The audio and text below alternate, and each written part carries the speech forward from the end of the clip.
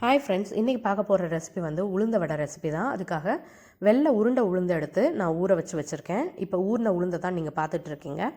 1 மணி நேரம் ஊற வச்சுருக்கேன். இப்போ இதை வந்து கிரைண்டரில் போட்டு ஆட்டி எடுத்துக்க போகிறோம்.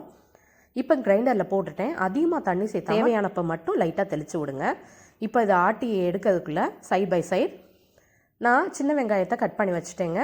கொஞ்சம் பச்சை மிளகாய், கொஞ்சம் கொத்தமல்லி, கருவேப்பில், அப்புறம் கொஞ்சம் இஞ்சி, இது எல்லாத்தையுமே பொடி பொடியாக கட் பண்ணி எடுத்து வச்சுக்கிட்டேன். அப்புறம் மாவும் ரெடி ஆயிடுச்சு. அதனால் உளுந்தை வந்து ஒரு பவுலுக்கு மாற்றிட்டேன். இப்போ வந்து இதை இன்னொரு பவுலில் போட்டு நம்ம வெங்காயம் இதெல்லாம் நம்ம இன்க்ரீடியன்ஸ் எல்லாம் சேர்த்திக்கலாம். இப்போ இன்னொரு பவுலில் வந்து அந்த மாவையும் சேர்த்திட்டு நம்ம கட் பண்ணி வச்சுருந்த எல்லா இன்க்ரீடியன்ஸையும் சேர்த்திட்டேன். இப்போ இது கூட நம்ம அடிஷ்னலாக என்ன செய்ய போகிறோம்னா, தேவைக்கேற்ப உப்பு சேர்த்திக்க போகிறோம். அதுக்கப்புறம் மிளகு சேர்த்துனா தான் உளுந்த வடை வந்து டேஸ்ட்டாக இருக்கும்.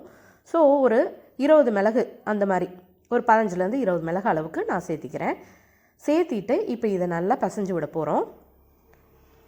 இப்படி நல்லா மிக்ஸ் பண்ணிக்கோங்க. இதில் தண்ணி சேர்த்தாமல் நல்லா இந்த அளவுக்கு பதத்தில் இருக்கணும். இப்போ இதை நம்ம உளுந்த வடை போட ஆரம்பிக்கலாம். உளுந்த வடை போட ஆரம்பிக்கும்போது இந்த மாதிரி லைட்டாக உருட்டிட்டு நடுவில் ஓட்டை பண்ணி அதுக்கப்புறம் நம்ம எண்ணெயில் போட்டு எடுக்கணும். நான் ஆல்ரெடி எண்ணெயை ஹீட் பண்ணி வச்சுருந்தேன், அதனால் போட்டு எடுத்துக்கிறேன். பக்கத்துலேயே ஒரு பவுலில் இந்த மாதிரி தண்ணி வச்சுக்கோங்க. ஸோ அப்போ வந்து தண்ணி டிப் பண்ணி போடும்போது நம்ம கையில் ஒட்டாமல் வரும். அதுக்காக தான் இந்த மாதிரி தான் நம்ம உளுந்த வடை போட்டு எடுக்கணுங்க. சைட் பை சைட் போட லைட்டாக திருப்பி விட்டுக்கிட்டே நம்ம போட்டுக்கலாம்.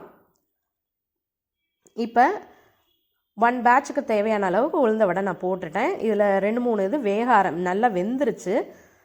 அதனால் அதை எடுத்துக்கிறேன். எண்ணெயை வடிச்சிட்டு இப்போ அதை வந்து ஷிஃப்ட் பண்ணிக்கலாம். இதே மாதிரி ஒவ்வொரு வடையாக எடுத்து நம்ம வந்து வெந்த பிறகு நம்ம பாத்திரத்துக்கு மாற்றிக்கலாங்க. இப்போ இதே மாதிரி எல்லா வடையும் போட்டு எடுத்துகிட்டு உங்களுக்கு காமிக்கிறேங்க.